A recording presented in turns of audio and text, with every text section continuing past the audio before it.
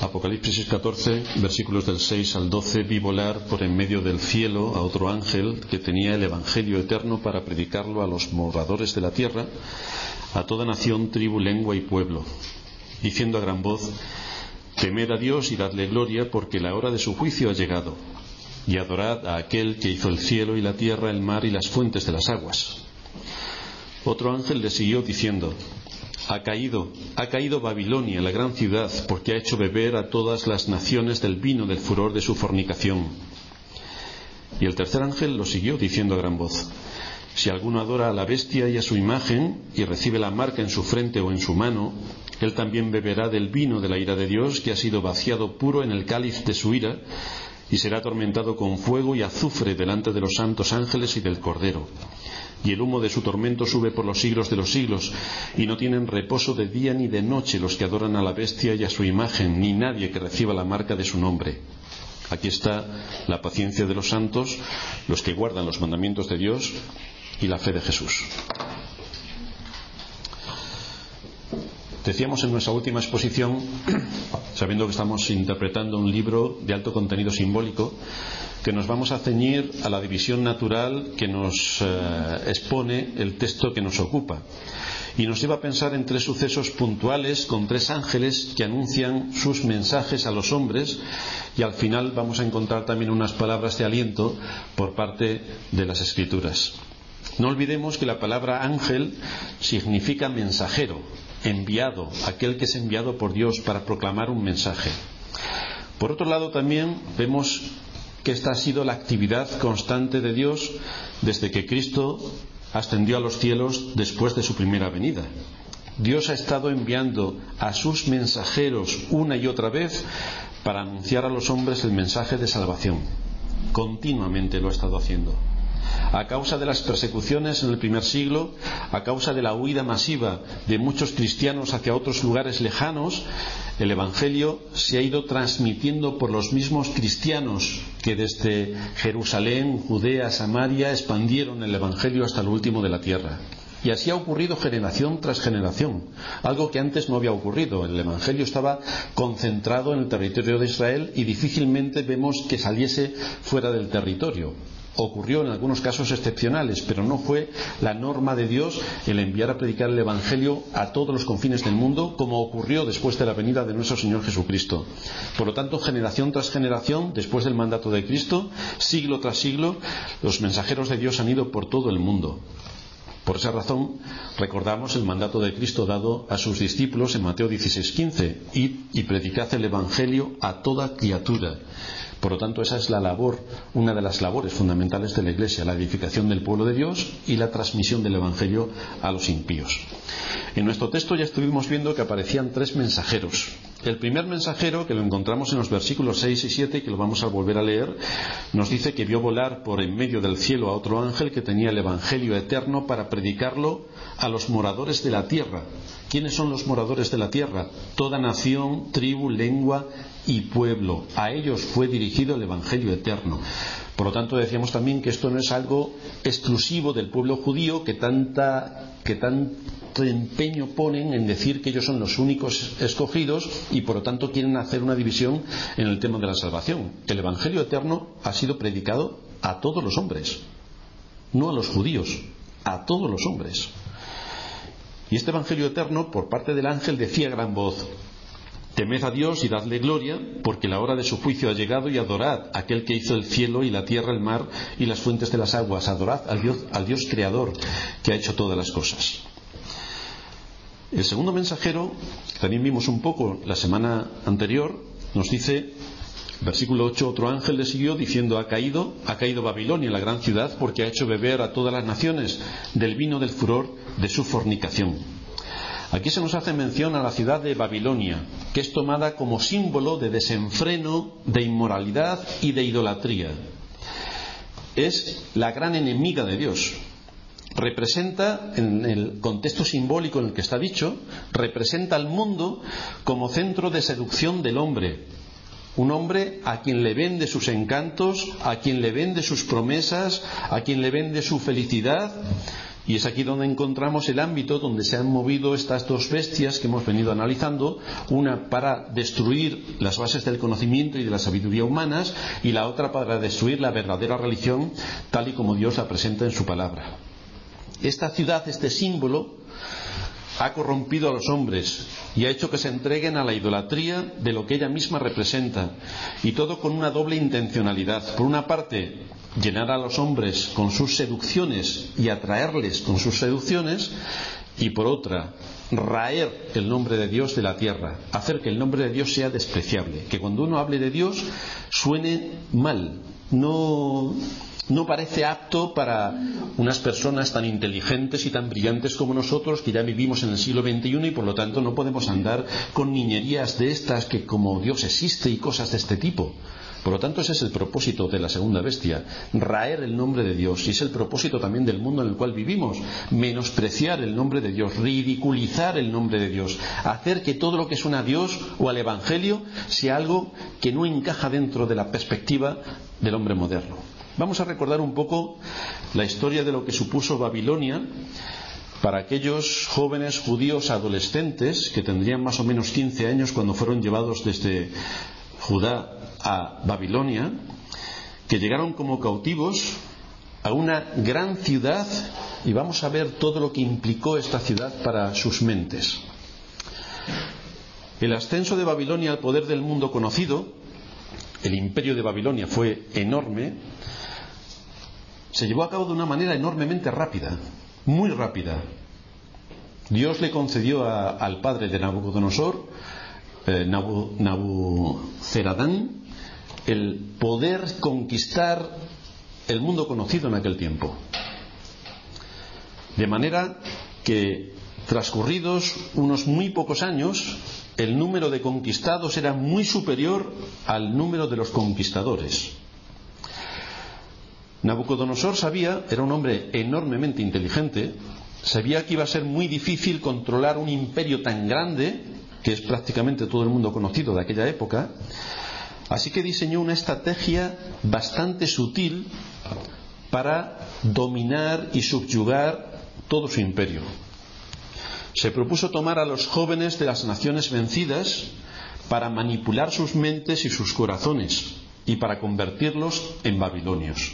De manera que si sus mentes y sus corazones eran babilonios, no tenían ningún problema de que pudiesen atentar contra el imperio, porque ellos eran babilonios. Esto le propondría el que su gobierno fuese estable y su dominio se pudiera permanecer en pie. No tanto por la opresión de enviar soldados y someter a las naciones por el imperio de la fuerza, sino someter a las naciones porque cambió su mente. Una estrategia genial. No hacen falta soldados.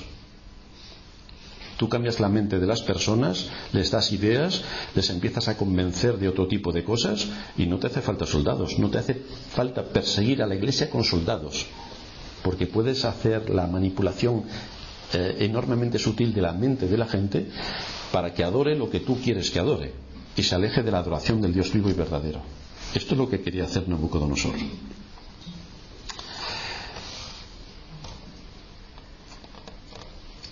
Nabucodonosor puso en marcha toda su estrategia, y entre los muchos que fueron cautivos a Babilonia estaban Daniel con sus 3 amigos y con otros muchos jóvenes más judíos, a los que él introdujo en una especie de formación para que su forma de pensar, sus gustos, sus ideas, sus inclinaciones fuesen convertidas a la cultura babilónica.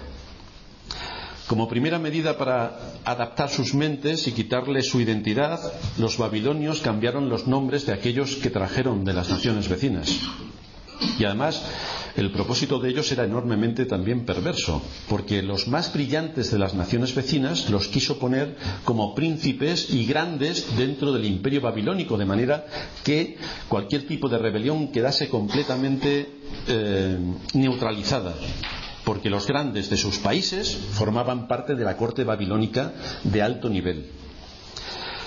Y por lo tanto empezó a cambiarle los nombres a todos aquellos que trajo a la corte. Así el nombre de Daniel fue cambiado por el de Belsasar, y sus amigos Sadrach, Mesach y Abednego son los nombres que recibieron por parte de Babilonia. Tanto los babilonios como los judíos reconocían la importancia del nombre. De hecho, todos sabréis que Daniel significa en hebreo Dios es juez. Pero el nombre caldeo que se le impuso a Daniel fue Belsasar, que quiere decir Bel o Baal provee.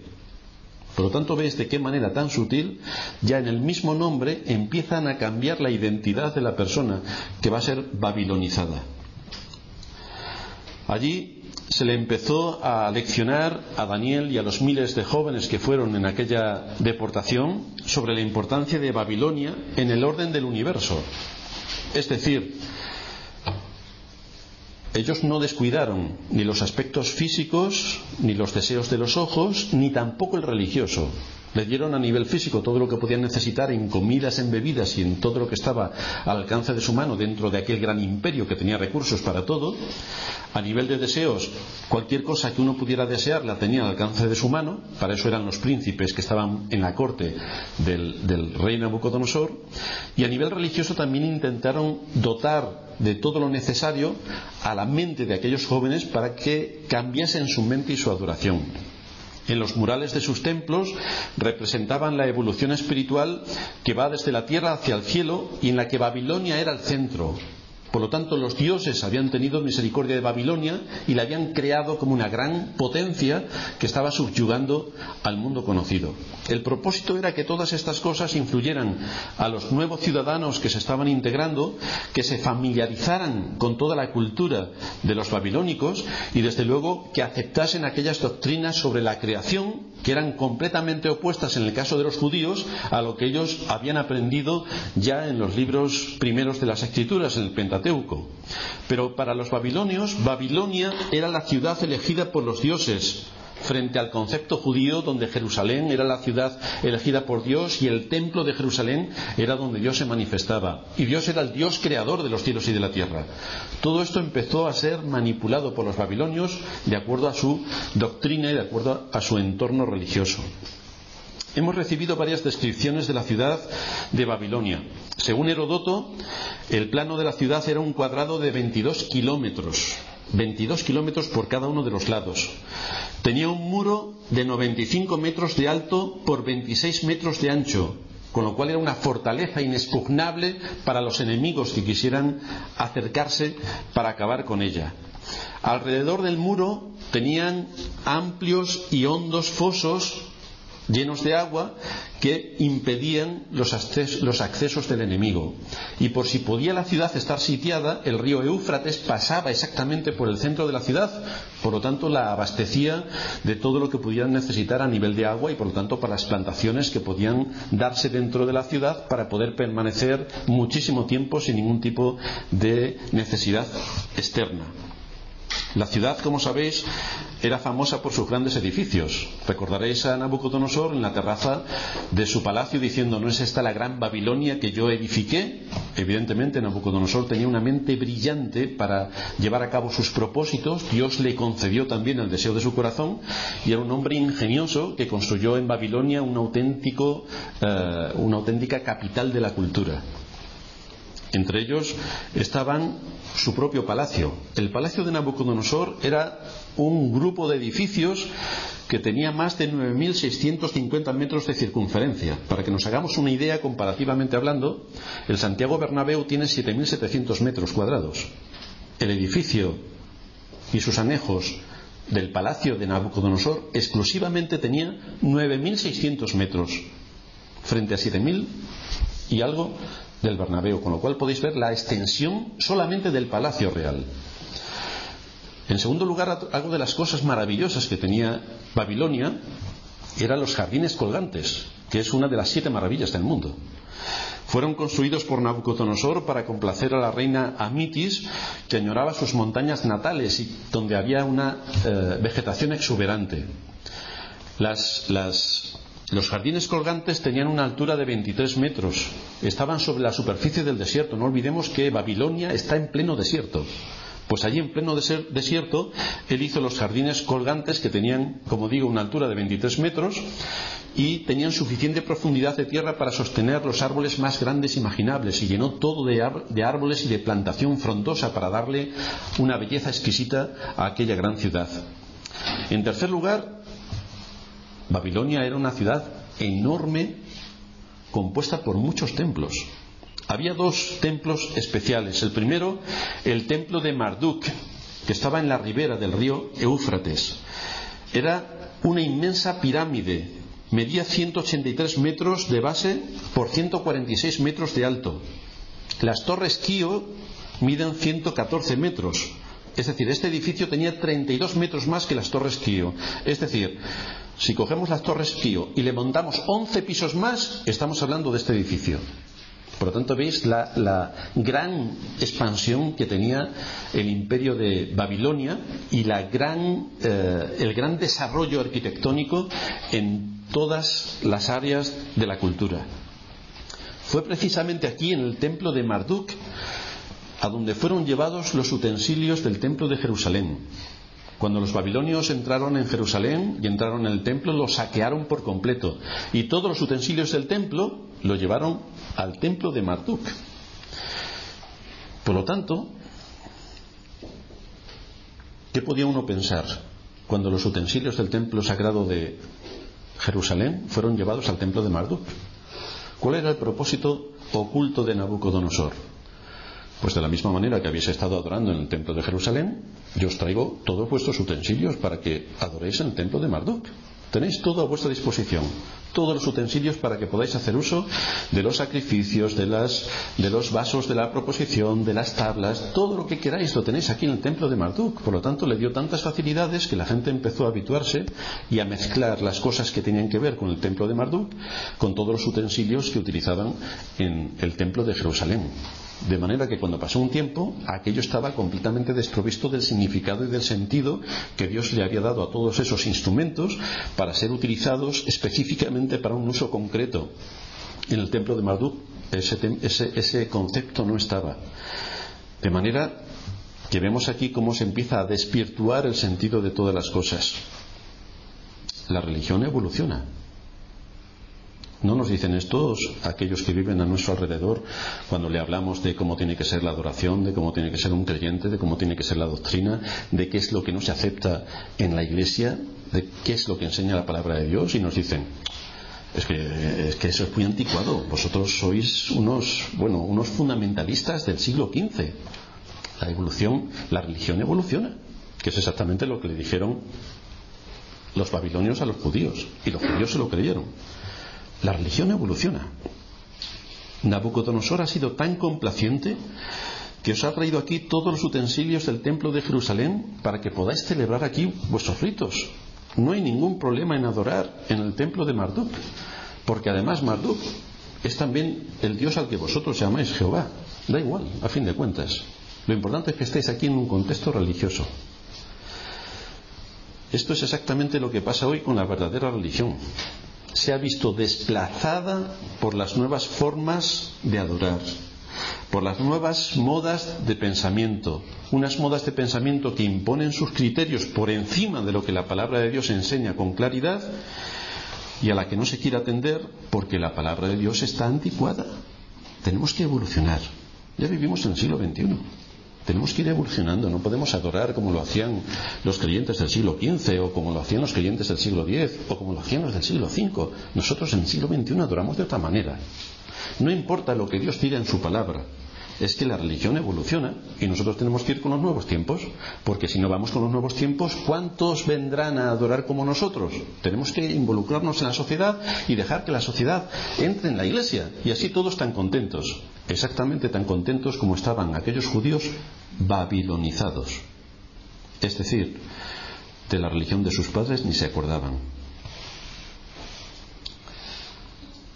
Nabucodonosor pensaba que si Daniel y sus amigos probaban los lujos de su nuevo estilo de vida, pronto los ganaría para integrarse completamente en la sociedad y en las costumbres babilónicas. Pero podemos ver cómo a lo largo de los siglos Dios siempre se ha guardado un pueblo que no ha transgredido su ley y que no se ha integrado con las modas sociales de cada época. De hecho, podemos ver cómo otros muchos judíos asumieron rápidamente la mentalidad y la forma de vida babilónicas, pero no ocurrió así con Daniel ni con sus amigos. No ocurrió con Daniel ni con sus amigos. En el corazón y en la mente de Daniel estaba el propósito de fijar normas según las Escrituras y de seguir obedeciendo al Dios de sus padres según las Escrituras, aun cuando las circunstancias y aun cuando su mismo nombre había sido cambiado. Pero él se ciñó a las Escrituras. Se ciñó a las Escrituras, y estamos hablando de un chaval de 15 años. ¿Cuál fue la enseñanza que debió recibir de sus padres para que tuviera absolutamente claro el concepto de que debía obedecer al Dios de las Escrituras y no a la moda de pensamiento que de pronto entró en su vida y que le daba multitud de posibilidades para hacer 1000 cosas si transgredía la ley de Dios? Pero este muchacho no quiso transgredir la ley de Dios, y sus amigos tampoco quisieron transgredir la ley de Dios.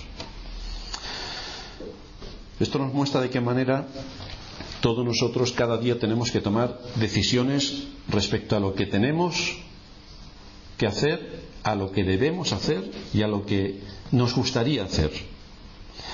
Y nos encontramos siempre que lo que nos gusta hacer y lo que debemos hacer son polos opuestos. Lo que nos gusta hacer y lo que debemos hacer son polos opuestos. Es evidente que esto es un asunto de la voluntad. Nosotros elegimos si queremos servir a Dios o no. Nosotros lo elegimos. Nosotros elegimos si queremos ser de testimonio o no. Nosotros elegimos si queremos ser de edificación a otros o no. Nosotros elegimos si queremos honrar a Dios en medio de nuestra generación o no. Nosotros elegimos. Eso sí que lo elegimos. La salvación no la elegimos, pero todo lo demás lo elegimos. Y esto es lo que Daniel quiso hacer. Eligió servir a Dios en medio de una generación idólatra, en medio de unas circunstancias terribles, en medio de amargas situaciones. No olvidemos que este joven fue arrancado de su familia y de su tierra natal, que estaba a cientos de kilómetros, y llevado a una cultura completamente distinta, despojado de todos sus seres queridos y metido allí en un entorno completamente distinto al que había vivido desde su niñez. Estoy seguro que cualquier joven de los que hay en nuestros días, si lo meten en un entorno que es mundano 100%, con todo lo que tus ojos pueden desear y tu corazón puede desear, estarían encantados de vivir en semejante paraíso. Pero Daniel no. Daniel no. Este es el contexto de Babilonia. Este es el mundo en el que vivimos. Un mundo que intenta seducirnos con una cultura de trasfondo católico. Y ahora al catolicismo le añadimos el buenismo y le sumamos el humanismo, y aquí tenemos la cultura mezcla de absolutamente todo lo que tiene que ver con una moda de pensamiento que no es bíblica, que procura esta moda de pensamiento arrancar el verdadero evangelio, de manera que cuando tú expones el verdadero evangelio te tachan de todo menos de persona normal. Una cultura que lleva a la gente por otros derroteros que están evidentemente de acuerdo al sistema social que nos invade, y ante quien tristemente la mayor parte de las iglesias han caído, como cayeron la mayor parte de los judíos que fueron deportados a Babilonia, excepto estos 4 personajes que aparecen en el libro de Daniel. No olvidemos que el propósito de Satanás y de la bestia es pervertir la verdadera religión y atacar las fuentes del conocimiento. Ese es el propósito fundamental que tiene. Y esto lo consigue ahora no por la fuerza, no por los soldados y ejércitos que envía contra la iglesia y aquí estamos espantados por las persecuciones terribles y las masacres que se producen. No, Satanás no es tonto, como Nabucodonosor no era tonto. Por lo tanto, consigue su propósito por la babilonización de los que se llaman creyentes, cambiándoles su mente y dándoles todos los recursos a su alcance para que disfruten y deseen y adquieran los hábitos de conducta, los comportamientos del mundo que nos rodea, que cambie su mente, que cambie la adoración, que cambie la doctrina, que cambie absolutamente todo y queden babilonizados. El propósito es realmente colosal y además mortífero, y además la gente se lo cree. Por lo tanto, sin ninguna presión, sin ninguna persecución, sin ningún sufrimiento, porque la gente lo hace tan a gusto, Satanás cumple su propósito: babilonizar. Hay una advertencia severa para no caer en la seducción del mundo que nos rodea. Continuamente en la Escritura está esa advertencia. Hay una advertencia severa para mantenernos firmes en la fe dada una vez a los santos. La fe dada una vez a los santos, no cada época de acuerdo a la cultura, a la sociedad, a la moda de pensamiento y a lo que quiera venir por aquí. No, no, no. La fe es única y la doctrina es única. Una fe que tiene sus fundamentos en la doctrina cristiana y que no cambia dependiendo de los tiempos, sino que se mantiene firme a pesar de los tiempos. Una fe que no se deja llevar según la moda de pensamiento que nos invade, sino que se enfrenta a la moda de pensamiento. Por eso los primeros cristianos sufrieron de una manera terrible, porque se enfrentaron a la moda de pensamiento de aquella época. Si todos se hubieran dejado llevar por la idolatría, ¿cuántos mártires hubiera habido?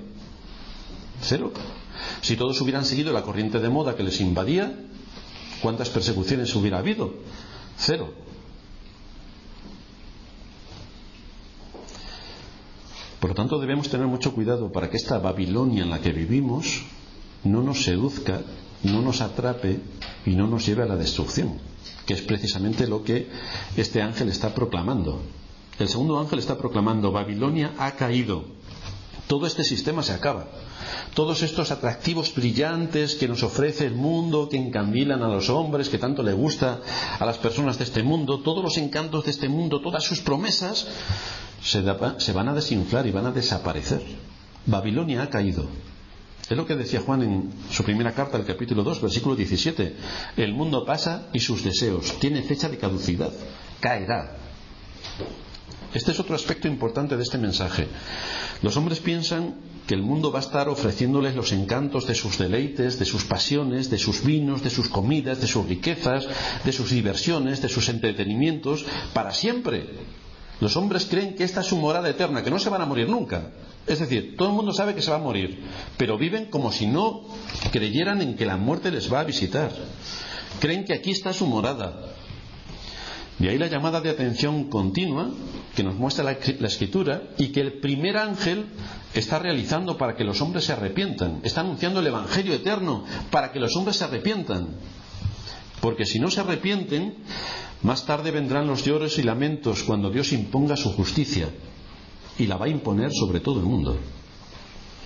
Lo que ofrece el mundo es un engaño. No vale la pena invertir el tiempo, el esfuerzo, la juventud y todos los recursos en lo que el mundo ofrece, porque siempre acabará engañándonos. El mundo jamás cumple sus promesas. Y por otra parte, el mundo, como estamos viendo, siempre ataca el nombre de Dios y siempre ataca la verdadera religión. Si tú eres una religión cristiana mundana, no tendrás ningún problema. Ahora, si eres una religión, si practicas una religión y si eres un cristiano verdadero, vas a tener muchos problemas. Muchos problemas. El mundo en el que vivimos hace a los hombres idólatras de sus modas de pensamiento, hace a los hombres seguidores de sus formas de vida, hace a los hombres que tengan en su mente las metas del mundo, las aspiraciones del mundo, cambia las prioridades del hombre y desde luego su propósito es llevarlos a la condenación.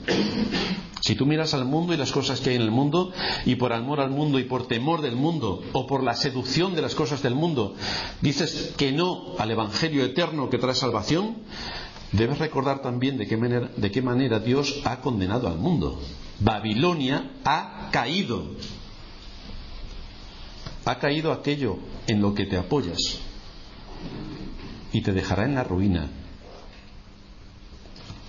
Esto es un aliento para todo hijo de Dios que vive como Daniel, honrando a su Padre Celestial en medio de un sistema como el que vivimos, que está lleno de encantos y seducciones y nos quiere llevar al ritmo que el mundo mismo marca.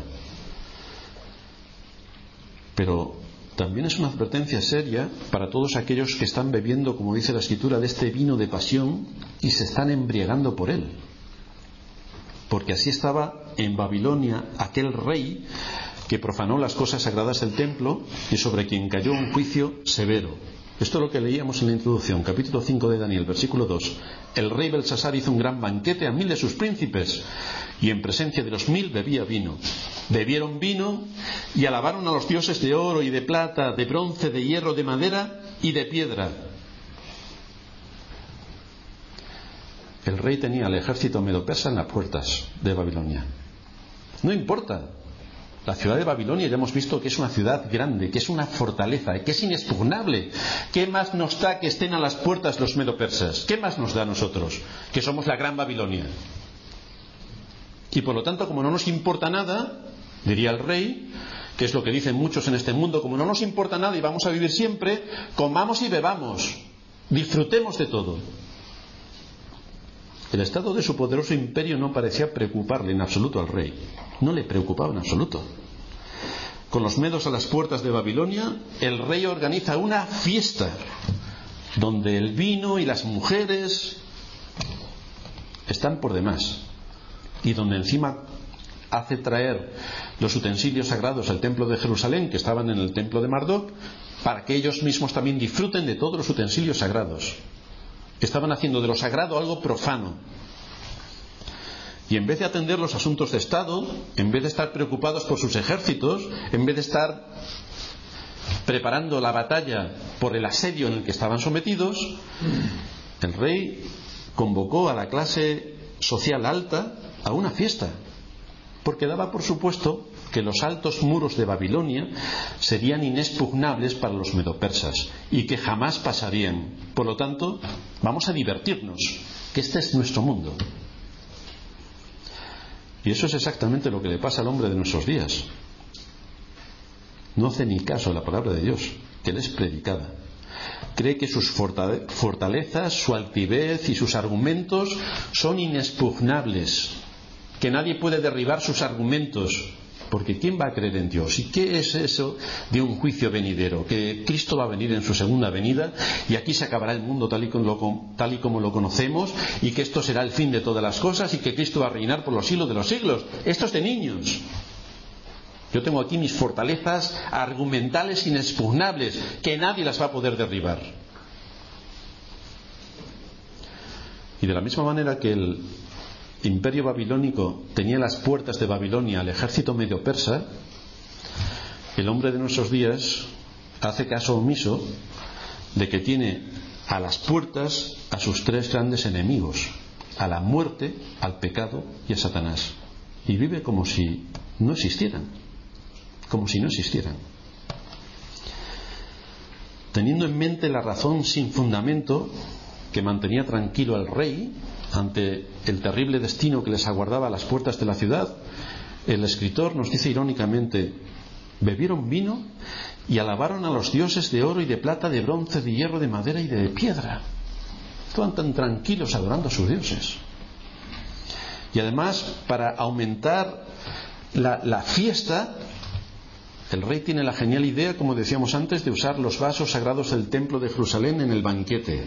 Esta sí que era una buena diversión. El Dios de los judíos quedaba completamente menospreciado. Era una blasfemia en toda regla y un menosprecio, por no decir un desprecio, el usar los vasos que se utilizaban y los útiles que se llevaban a cabo en el templo de Jerusalén para los sacrificios en una bacanal. Era un desprecio absoluto y una blasfemia. Al utilizar todos estos tesoros, Belsasar estaba manifestando que sus dioses evidentemente eran superiores al Dios de Israel y que por lo tanto su poder y su gloria y su grandeza era su fuerza, su inexpugnable muralla, sus grandes ejércitos. Pero Dios intervino y envió su juicio. En el versículo 22, Daniel le está llamando la atención a Belsasar y le dice, después de recordarle lo que pasó con su padre, cómo llegó a tanta soberbia que Dios le humilló haciéndole un animal y viviendo en el campo como si fuera una bestia, hasta que después lo volvió al trono y reconoció Nabucodonosor al Dios del cielo y le dio gracias y mandó una proclama para todo el imperio que honrasen todos al Dios de los cielos, a este hombre se le había olvidado.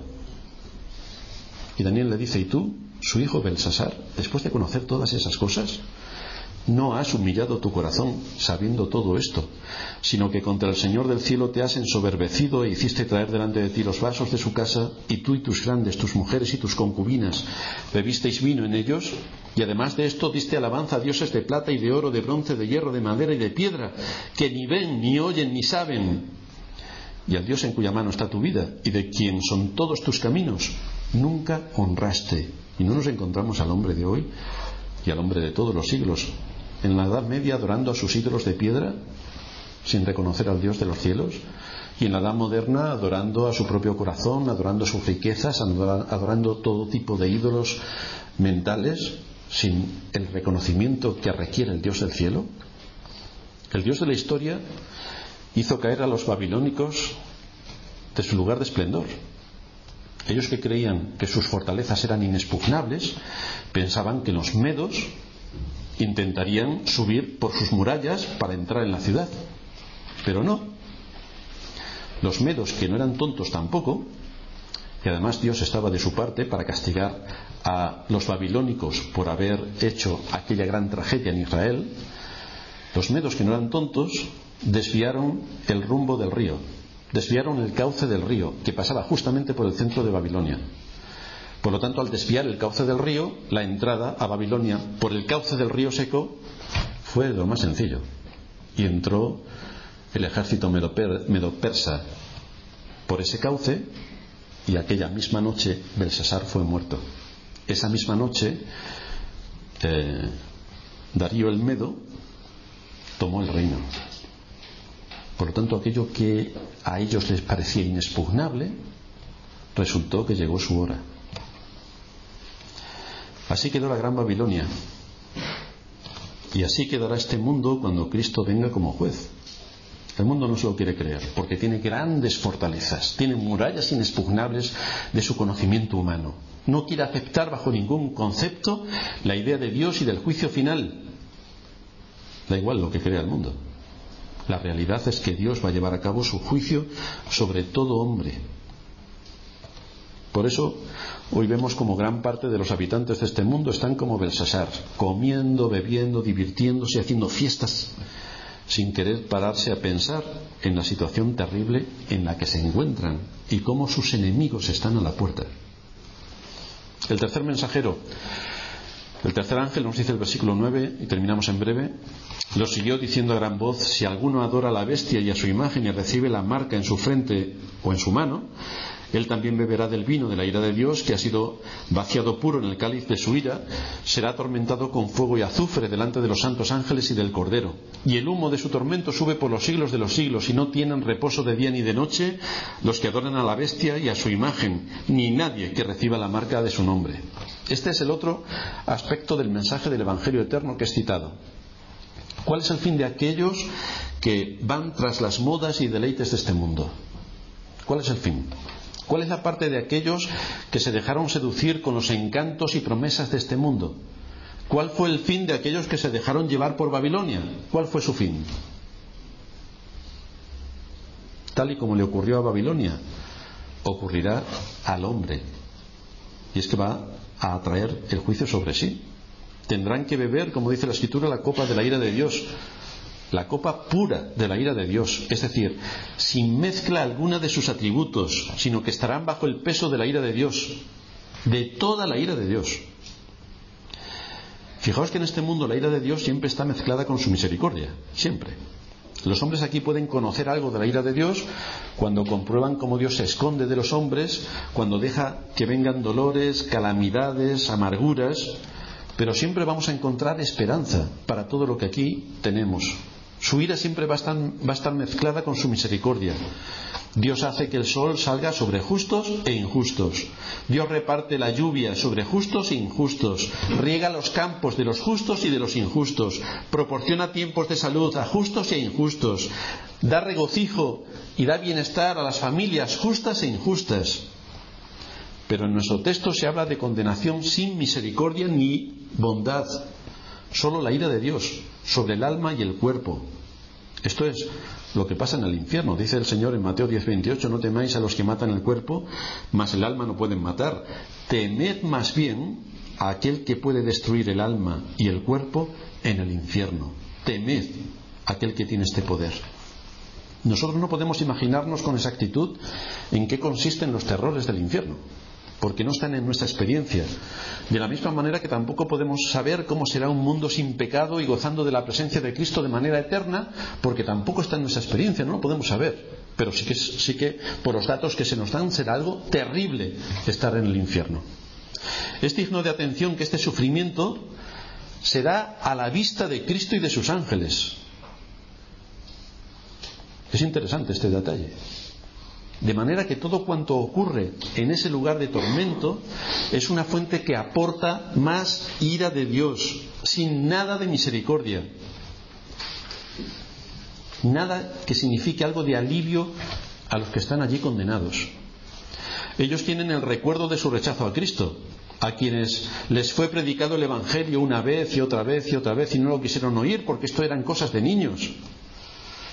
Tienen el recuerdo de cómo corrieron tras las vanidades ilusorias de este mundo y tienen en su memoria cómo desecharon una y otra vez a la fuente de vida, a Cristo y a su palabra que les fue predicada. Eso es lo que tienen en su memoria. Y todo esto les atormenta más dentro del tormento que ya tienen, porque tuvieron la oportunidad de ser salvos y no quisieron escuchar. No quisieron escuchar. Y el otro elemento que menciona aquí el versículo 11 es una referencia a la duración. Nos dice que el humo de su tormento sube por los siglos de los siglos y no tienen reposo ni de noche ni de día.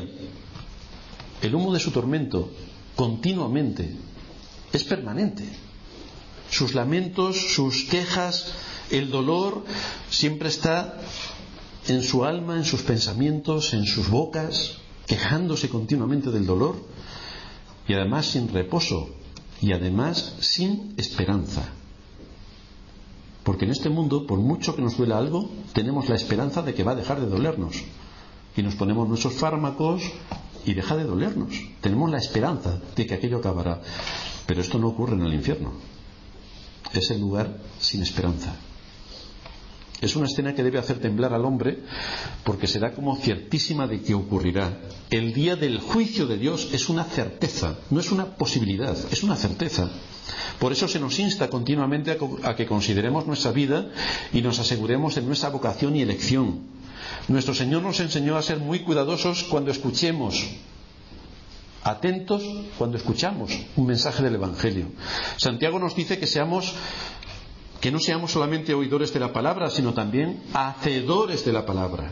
Se nos advierte que es peligroso dejar que el contenido de un sermón no tenga efecto en la vida.